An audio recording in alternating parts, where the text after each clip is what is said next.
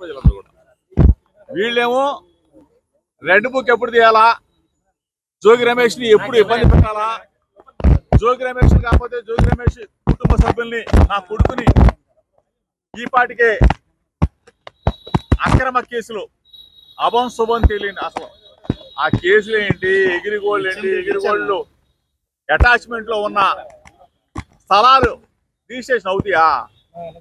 అసలు బుర్రండోడికి ఎవరైనా అర్థమవుతుంది కదా, రాష్ట్రంలో ప్రజలందరూ కూడా తెలుసు కదా. ఎగిరిగోళ్ళు అటాచ్మెంట్ లో ఉన్న సర్వే నెంబర్లు రిజిస్ట్రేషన్ అవుతాయా? దీని గురించి కూడా మధ్యాహ్నం పూర్తి వివరాలతో మీకు డేటా అంతా ఇస్తాను. ఎప్పుడు కొన్నాం, ఎట్లా కొన్నాం, ఏ విధంగా నోటిఫికేషన్ ఇచ్చాం, ఏ విధంగా ప్రతిదీ కూడా చెప్తాను. కానీ ఈరోజు చంద్రబాబు నాయుడు గారి ఇంటి మీదకి వెళ్ళిన సందర్భంగా దాని గురించి ఎంక్వైరీకి రమ్మని చెప్పారు. దాని గురించి సహకరించడానికి వచ్చాను. తప్పనిసరిగా ఏ క్వశ్చన్లు అడిగినా ఏది అడిగినా ప్రభుత్వానికి అంటే పోలీస్ అధికారులకు పూర్తి సహకారం అందిస్తాం.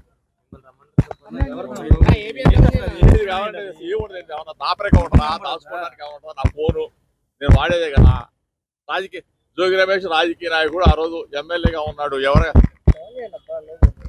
పాత్రికేయులతో మాట్లాడతా, ఫోన్లో రాజకీయ నాయకులతో మాట్లాడతా, నా అనుచరులతో మాట్లాడతా, పోలీసులు అందరితో మాట్లాడతాం కదా. ఇందులో దాపరికం ఏమైనా ఉంటుందా?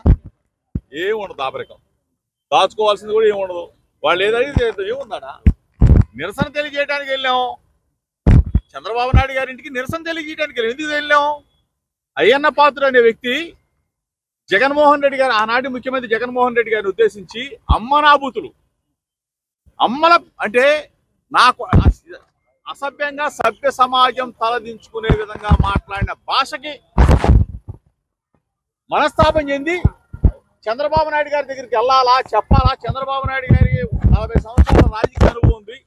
ఇటువంటి వ్యక్తుల్ని కంట్రోల్ చేస్తే రాజకీయ వ్యవస్థ మారిద్దాం అనే ఉద్దేశంతో అక్కడికి వెళ్ళడం జరిగింది. అక్కడే నా మీద దాడి చేశారు. నా కారు బాగలు కొట్టారు, మా వాళ్ళు కొట్టారు. ఎన్ని కూడా లైవ్ లో అందరూ కూడా చూసి నగ్గన సచ్చిలే కదా. ఇప్పటికీ చెప్తా ఉన్నా చంద్రబాబు నాయుడు గారు, మీ ఇంటి మీదకి వచ్చింది మీకు నిరసన తెలియజేయడానికి మాత్రం తప్ప జోగి రమేష్ ఎటువంటి తప్పు చేయడు. నిరసన తెలియజేస్తే మీ మనసు మారిద్ది. మీరు చెప్తా ఉంటారు కదా, నాకు 40 సంవత్సరాల రాజకీయ అనుభవం ఉందని చెప్పేసి.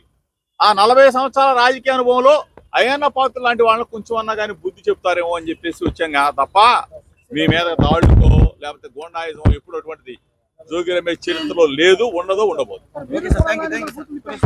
రాజ్యాంగం ఇదంతా. ప్రజలేమో